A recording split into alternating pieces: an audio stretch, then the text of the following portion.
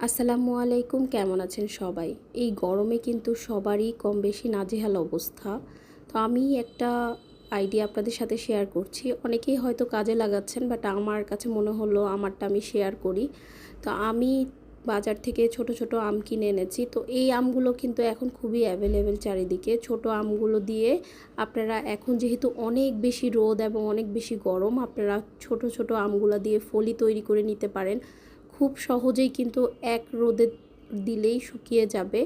আমের ফলি কিন্তু সারা বছর সংরক্ষণ করে আপনারা আমের টক তরকারি এবং আম টক ডাল দিয়ে রান্না করে খেতে পারবেন।